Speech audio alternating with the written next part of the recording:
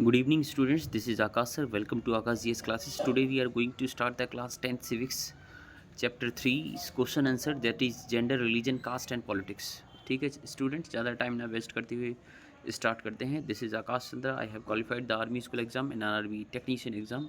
Let's begin the questions. Mention different aspects of life in which women are discriminated or disadvantaged in India.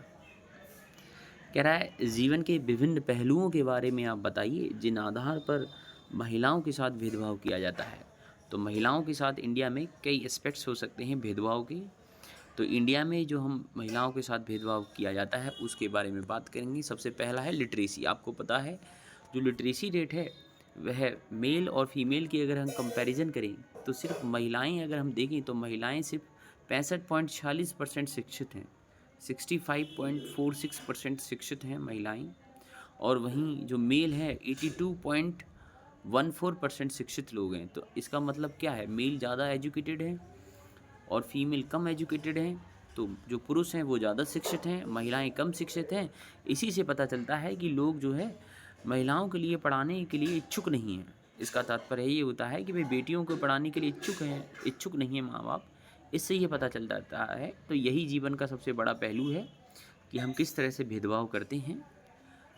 ठीक है, महिला और पुरुष में, बॉय एंड गर्ल में. हायर एजुकेशन में अगर हम बात करें, उच्च शिक्षा की अगर हम बात करें तो गर्ल्स जो है हायर स्टडीज़ के लिए कम जाती हैं कंपेयर टू द बॉयज़. लड़कों की तुलना में many girls drop out due to the financial constants.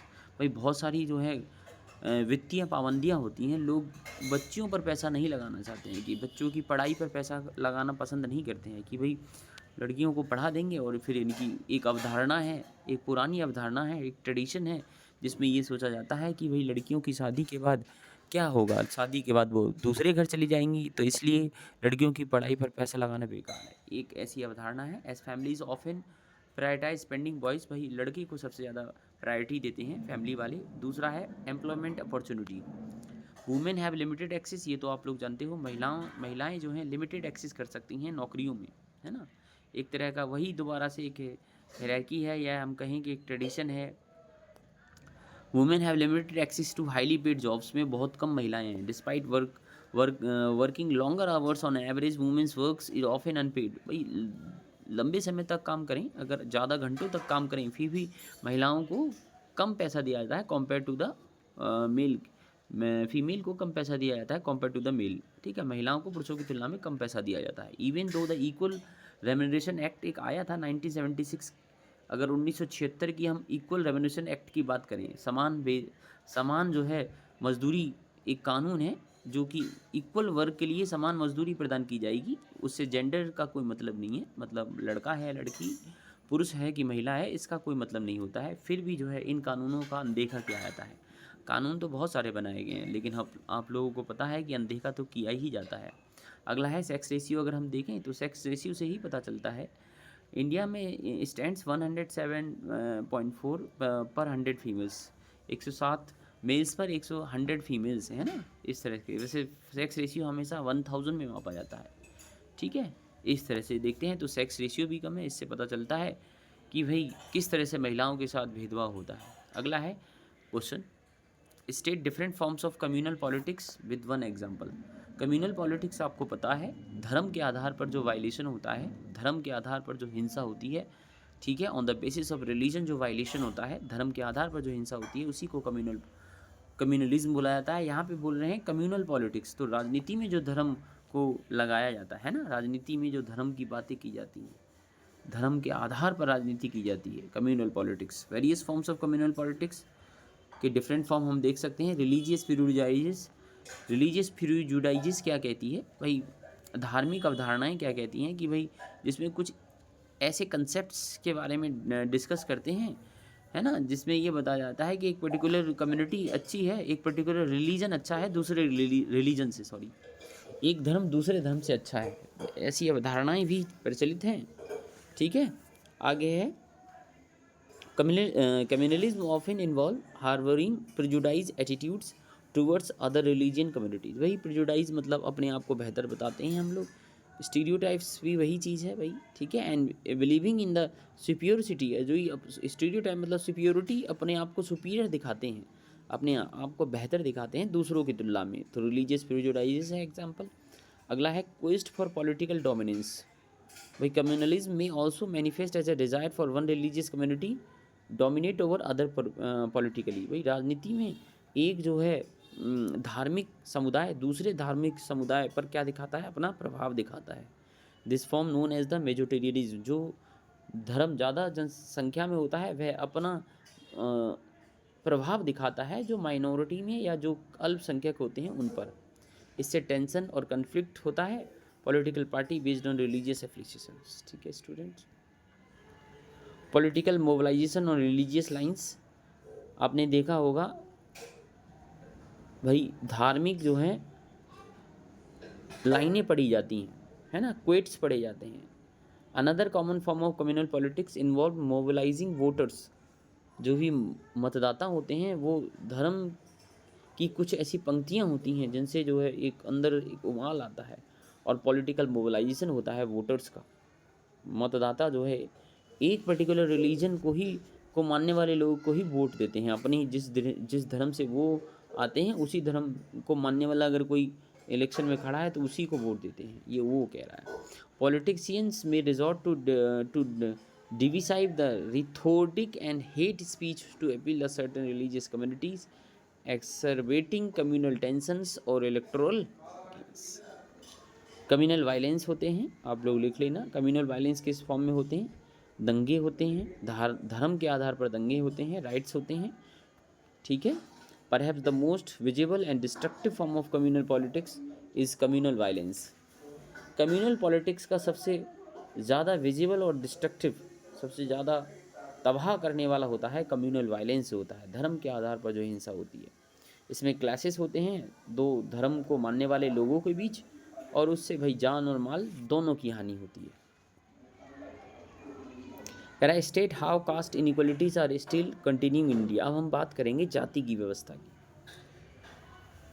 भाई किस तरह से जो है जाति के आधार पर भेदभाव अभी भी भारत में व्याप्त है, ठीक है। हालांकि article 17 of the Indian constitution इस बात की बिल्कुल मनाही करता है, article 15 of the Indian constitution right to equality की बात करता है, लेकिन फिर भी व्याप्त है, जो चीज़ है वो है, ठीक है। कानून बहुत प्रयास करता है, लेकिन जब तक लोगों के मन में से अपनी अवधारणाएं नहीं जाएंगी तब तक कुछ नहीं हो सकता है। The national service office NSSO provides the evidence, इसने जो है साक्ष्य प्रदान किए हैं कि भाई जाति के आधार पर भेदभाव भारत में अभी भी व्याप्त है। कैसे? Economic disparities, the economic status of different caste groups continue to mirror the traditional caste hierarchy. On average the upper caste tend to be higher economic status होता है जो अपर कास्ट का, और जो दलित्स हैं और आदिवासीज हैं अभी भी वो इकोनॉमिक चैलेंजेस को फेस कर रहे हैं, और बैकवर्ड क्लासेस भी समवेयर कहीं कहीं पर जो है इकोनॉमिक चैलेंज को फेस कर रही हैं, OBC other backward classes. The economic disparity persist despite efforts the promote of social and economic equality. Extreme poverty, although poverty exist across all castes. हालांकि ये बात सही है कि भाई गरीबी सभी जातियों में, लेकिन भाई आदिवासी दलितों में और भाई OBC में, इनमें सबसे ज़्यादा गरीबी पाई जाती है, ठीक है। एक ये है। State two reason to say that caste alone cannot determine election results in India. दो कारण बताइए कि जाति इलेक्शंस के रिजल्ट जो है डिटरमाइन नहीं कर सकती, ये आपको पॉजिटिव वे में बताना है। हालांकि भारत में इतनी जातिगत विषमताएं हैं और कास्ट इनइक्वलिटी हैं, जाति के आधार पर असमानताएं होती हैं, फिर भी सिर्फ जाति जो है इलेक्शंस के रिजल्ट डिटरमाइन नहीं करती है, निश्चित नहीं करती है। तो टू रीजन, उसके दो कारण। पहला डाइवर्स कॉन्स्टिट्यूएंसी, इंडिया में क्या किया है, जो निर्वाचन क्षेत्र है ना वो डिफरेंट है, डाइवर्स है। मतलब ऐसा नहीं है कि एक ही निर्वाचन क्षेत्र में एक ही जाति के लोग पाए जाते हों, डोमिनेंस हो, किसी एक पर्टिकुलर जाति का डोमिनेंस हो, ऐसा नहीं है। इससे क्या होता है कि जाति का प्रभाव थोड़ा कम होता है इलेक्शन में। In India no parliamentary constituency is dominated by a single caste, इसीलिए कह रहे हैं हम पार्लियामेंट्री कॉन्स्टिट्यूएंसी कह रहा हूँ मैं, ना कि मैं स्टेट लेजिस्लेटिव असेंबली के जो चुनाव होते हैं विधानसभा के, उसके नहीं कह रहा हूँ, लोकसभा के चुनाव की कंडीशन की बात कर रहा हूँ।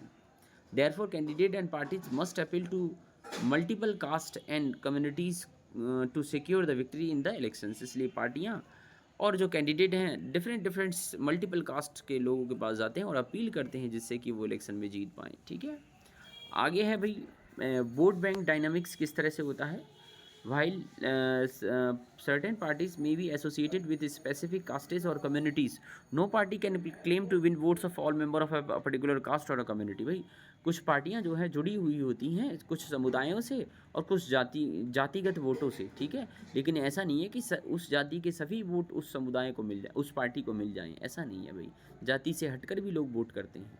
तो कोई भी तो people refer to a caste as a vote bank, लोग जो है जाति को वोट बैंक कहते हैं। इसका मतलब ये है उस जाति में से एक बड़ा पोर्शन उस पार्टी के साथ है, लेकिन ऐसा नहीं है कि सारे लोग उसके साथ हैं, ठीक है। What is the status of women representation in India legislative bodies, ये आपको बड़ा आसान लगेगा। 2023 में अभी इसमें संशोधन किया है। 2023 में लोकसभा में इसमें क्या किया है, महिलाओं के लिए 33% रिजर्वेशन की व्यवस्था कर दी है। पहले सिर्फ भारत में पंचायती राज व्यवस्था में ही महिलाओं के लिए 1/3 रिजर्वेशन था, 1/3 आरक्षण था महिलाओं के लिए, और कहीं भी आरक्षण नहीं था। तो करंटली अभी 10 लाख इलेक्टेड वुमेन रिप्रेजेंटेटिव हैं हमारे देश में। सर्विंग मतलब 10 लाख प्रतिनिधि हैं, सर्विंग इन रूरल और अर्बन लोकल बॉडीज़ में सर्व कर रही हैं। अभी यहाँ पे हम लोकसभा क्षेत्र के बारे में नहीं बता रहे हैं, केवल जो आपकी पंचायती राज व्यवस्था है जिसमें अर्बन और लोकल बॉडीज़ में जिस तरह से पंचायती राज और जिला पंचायत समिति में जिस तरह से यानी कि म्यूनसिपैलिटी और म्यूनसिपल कॉरपोरेशन में जिस तरह से महिलाओं के लिए आरक्षण है उसके बारे में बात कर रहे हैं। Advocates and activist women rights have long been advocating for the similar reservation policy in the national level specially for the least 1/3 seats in the Lok Sabha. लेकिन क्योंकि अभी एनसीईआरटी की किताब में ये मॉडिफाइड होकर नहीं आया है, इसलिए आपको आंसर यही लिखना है, ठीक है। जब आ जाएगा तो ये डिमांड जो है पूरी हो चुकी है, हालांकि अभी इसके लिए कोई ऐसी व्यवस्था अभी ये लागू नहीं हुआ है पूरी तरह से, ठीक है।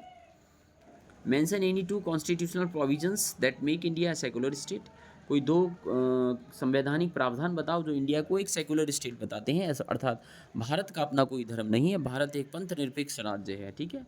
तो बिल्कुल बिल्कुल है भाई। फंडामेंटल राइट की अगर हम बात करें, मौलिक अधिकारों की बात करें, तो वहाँ पे एक अधिकार आपको दे रखा है, फ्रीडम ऑफ रिलीजन, धार्मिक स्वतंत्रता का अधिकार।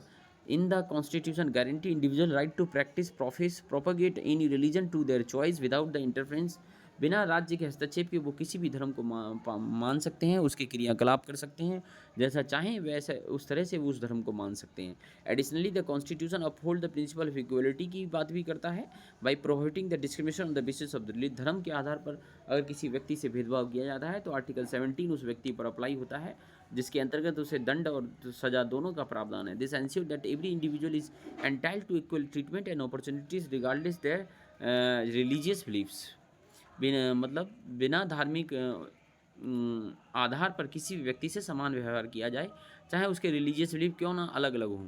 When we speak of gender division we usually refer to, जब हम जेंडर डिवीजन की बात करते हैं, लड़का और लड़की में विभेद करते हैं, इसका मतलब होता है biological difference between the man and women. नहीं भैया, वो तो प्रकृति ने भेजा है biological difference.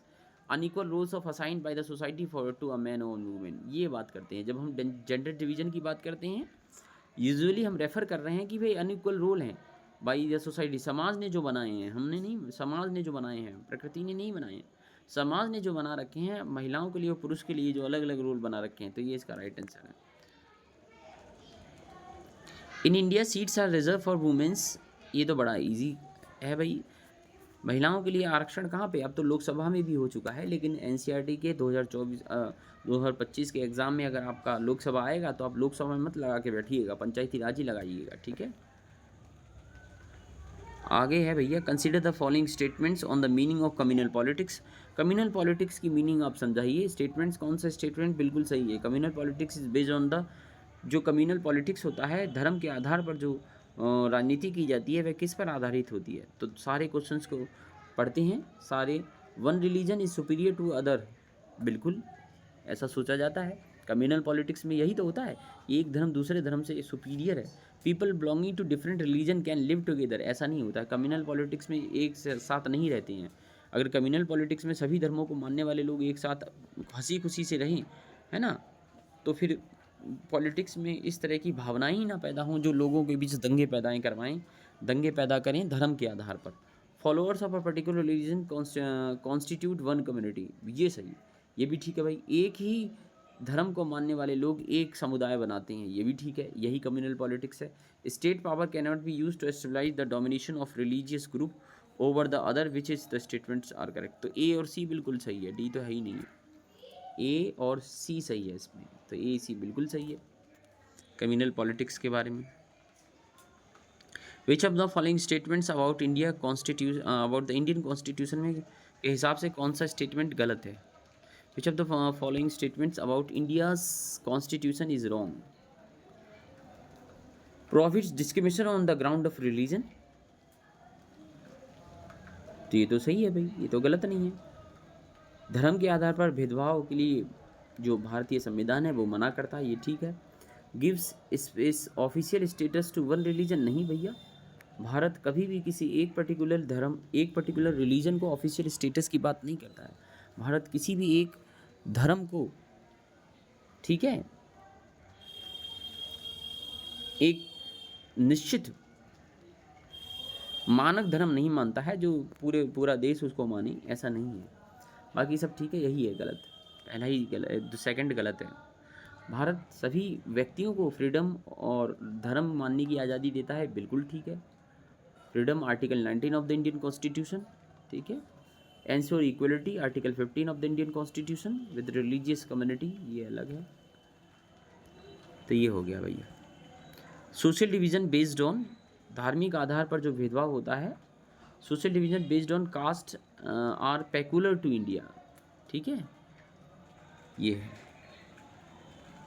Social division based on caste, सामाजिक आधार पर जो विभाजन, भारत में ना जातिगत आधार पर जो सामाजिक विभाजन है वो सबसे ज़्यादा मशहूर है। जाति के आधार पर जो है ना, प्राचीन काल से ही इस तरह की व्यवस्थाओं, हालांकि वेदों में इस तरह की बात नहीं की है। वैदिक काल के बाद उत्तर वैदिक काल आया, और उत्तर वैदिक काल में जो है एक पर्टिकुलर एक जाति की अपने लालच के कारण उसने जो है जाति को स्थायी कर दिया। हालांकि वेदों में इस तरह की बात है, उत्तर वैदिक काल में है ना जाति को स्थायी कर दिया गया था, और उत्तर वैदिक काल से पहले जाति स्थायी नहीं थी। आप जो काम करते थे आप उसी जाति में चले जाते थे। Match list first and second के साथ आपको मैच करवाना है। पहली लिस्ट क्या कह रही है? A person who believes in equal rights, एक व्यक्ति जो समान अधिकार की बात करता है या विश्वास करता है, and opportunities for women and man. तो इसका क्या आंसर होगा? अब एक व्यक्ति जो समान अधिकारों की बात करता है, वह महिलाओं के लिए और पुरुषों के लिए समान अधिकार की बात करता है, तो फेमिनिस्ट होगा ऐसा व्यक्ति जो पुरुषों और महिलाओं के लिए समान अधिकार की बात करता है।